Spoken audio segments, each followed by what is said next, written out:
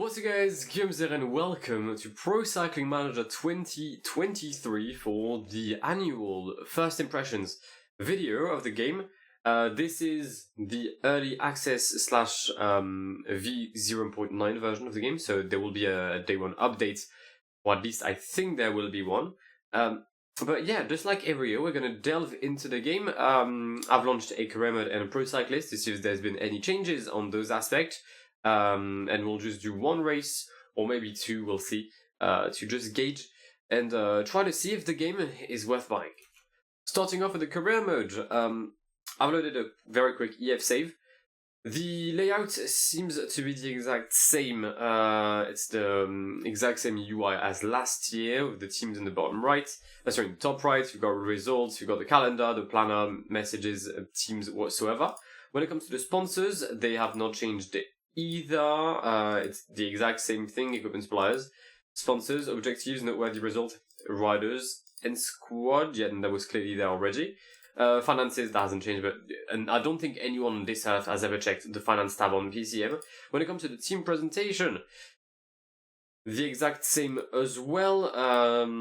Yeah, we'll take a look at the stats later on in the video. The contracts, infirmary, season fitness trainers, yep, that's the same. Pre-season has not changed. Plana has not changed. Objectives, one of my favorite tabs in the game, said no one ever, hasn't changed. Calendar is the same. The staff, same. Training camps, very similar.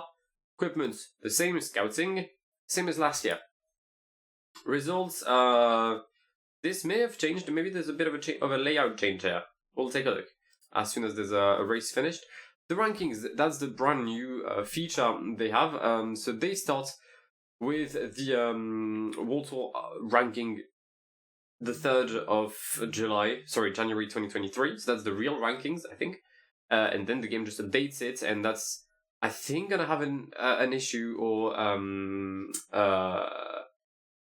a consequence on the teams getting promoted or not. But you've got regional rankings, Americas, Asia. It's just the nationality of the riders, not their races, though.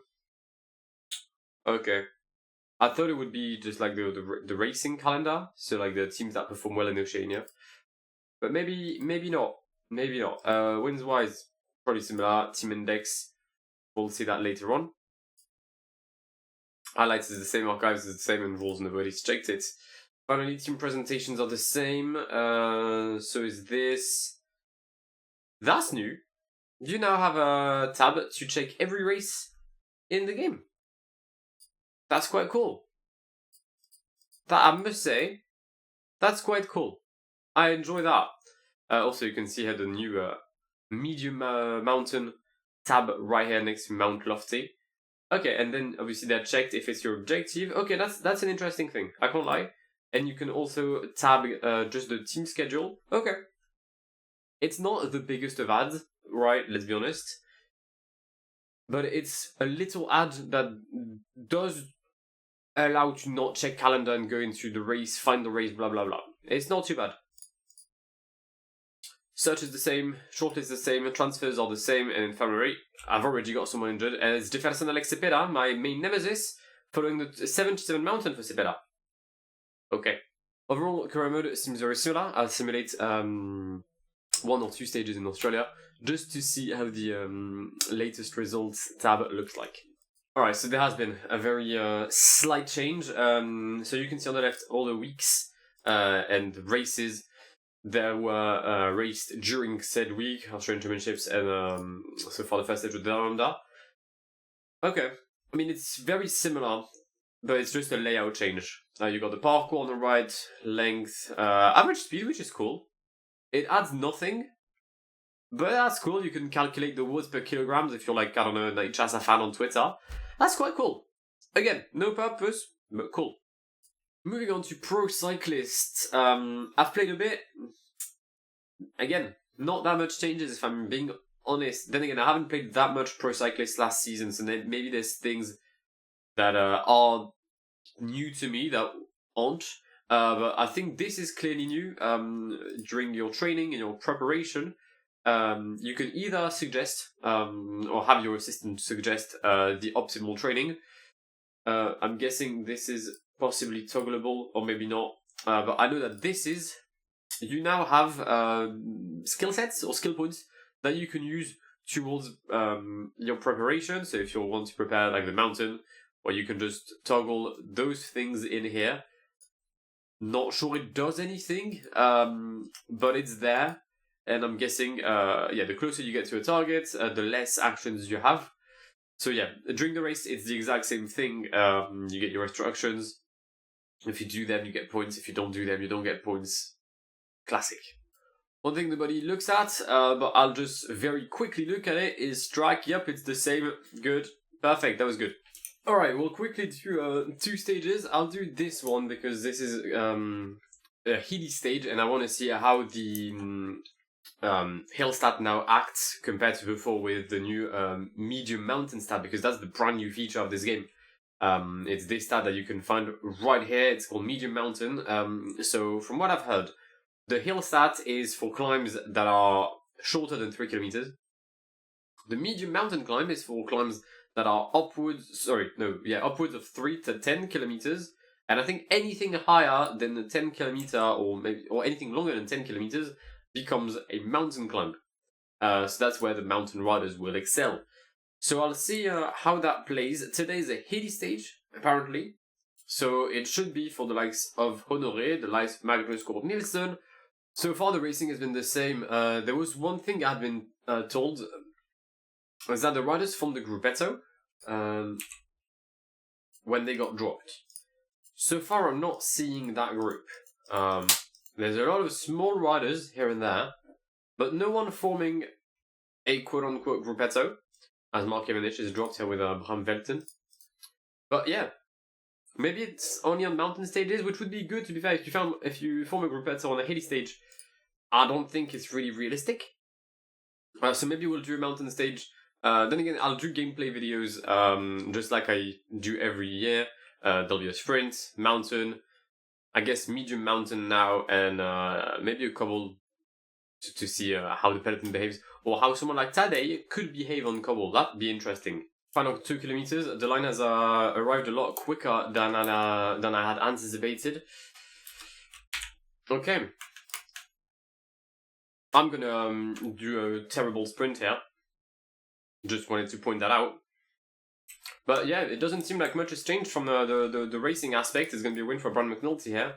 I'm checking some of the stats. Yeah, I mean, it's hilly riders are doing quite well, but not necessarily just them. Okay. Cool. Alright, this is more of a difficult stage. This is medium mountain, as they call it. Not sur la Crest Volant, it's stage 3 of the Dauphiné. Which is taken place a few days ago as I upload this. I'll try and see how the AI behaves. That's like my main thing. I'm on extreme, by the way, for those wondering. I want to see if they're more attacking, if they behave very similarly to the previous seasons, if there is this Gruppetto thing, as has been mentioned. Col des Arvis is about 7.5 kilometers. And then you've got 2 steep hills towards the end. So it's going to be quite crucial. I think this is a type of stage where usually not much could happen on the previous PCMs, and I'd love to see if the implementation of Medium Mountain has changed that, or if it's just more of a visual stats rather than an actual asset in game. I sent white balls in the breakaway to see if there have been any changes on that front. So far, it doesn't seem like there's any change in the behavior from the breakaway.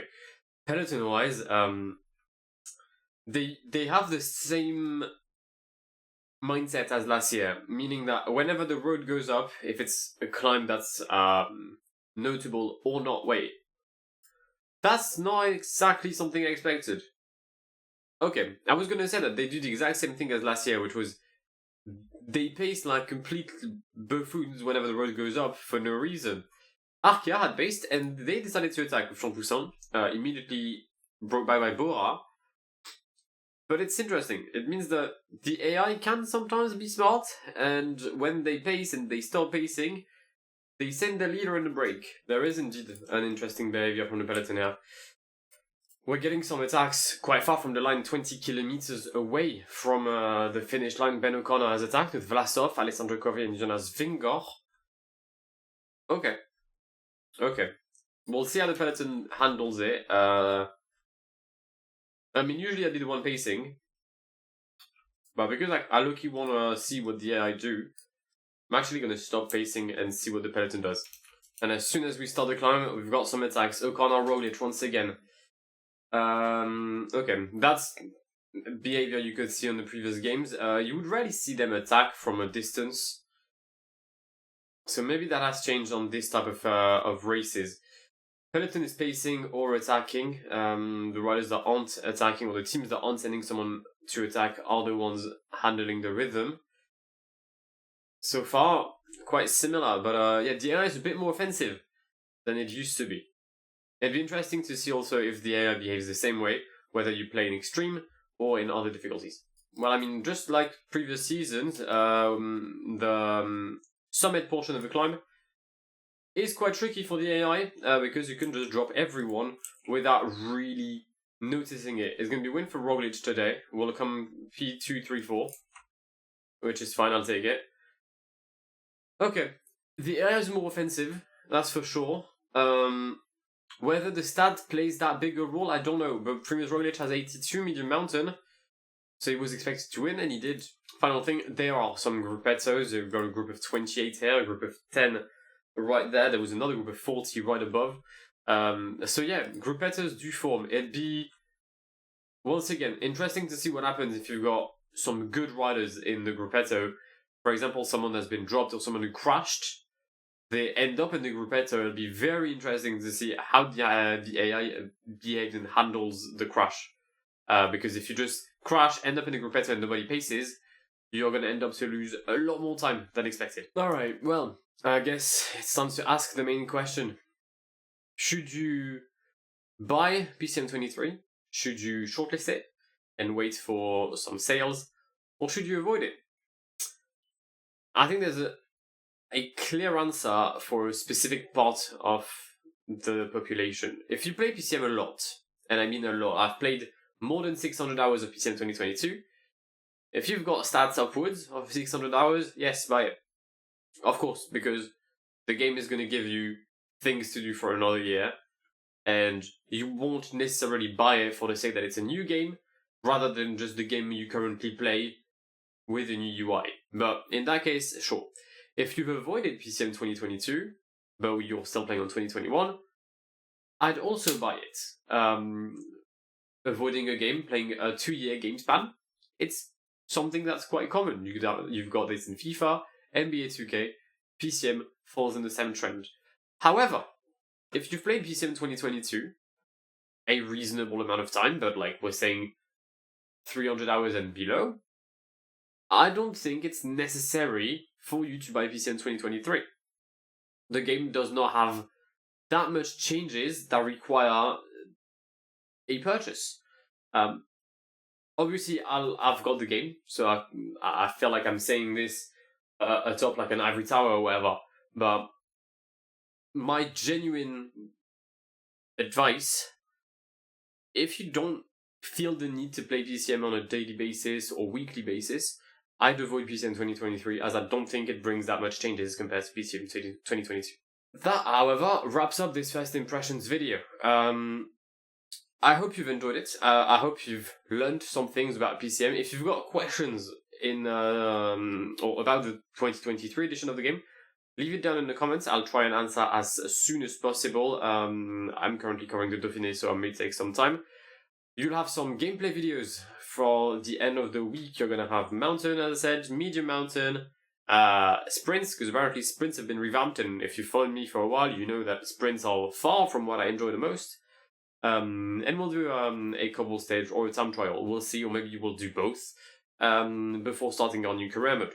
If you want to see all of this content, then make sure to subscribe to the channel if you haven't done so already. And I'll catch you in the very, very near future. My name is Guillaume. Have an amazing day. See ya. Pass me the funk, get your funk on, girl.